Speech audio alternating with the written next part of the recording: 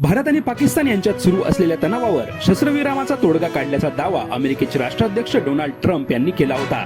10 मे रोजी भारताच्या परराष्ट्र मंत्रालयाकडून पत्रकार परिषद होण्याच्या काही वेळा आधी ट्रम्प यांनी सोशल मीडियावर पोस्ट टाकत भारत पाकिस्तान मध्ये शस्त्रविराम झाल्याची घोषणा केली होती आणि यानंतर ट्रम्प यांच्या परस्पर घोषणेवर प्रश्नचिन्ह देखील उपस्थित करण्यात येत होते। आता डोनाल्ड ट्रम्प यांनी आपल्या या विधानावरून युटर्न घेतला आहे। डोनाल्ड ट्रम्प कतारमधील अमेरिकन लष्करातील जवानांना संबोधित करताना म्हणाले, भारत आणि पाकिस्तान मधील शस्त्रसंधी ही माझ्यामुळे झाली हे मी म्हणणार नाही, पण मागच्या आठवड्यात भारत आणि पाकिस्तान मधील तणाव कमी करण्यासाठी माझी मदत झाली हे मी खात्रीने सांगतो, असं डोनाल्ड ट्रम्प म्हणाले। यासोबतच डोनाल्ड ट्रम्प म्हणाले, दोन्ही देशांमध्ये तणाव वाढत चाललेला असताना वेगवेगळ्या क्षेपणास्त्रांचा वापर होताना आपल्याला दिसत होता।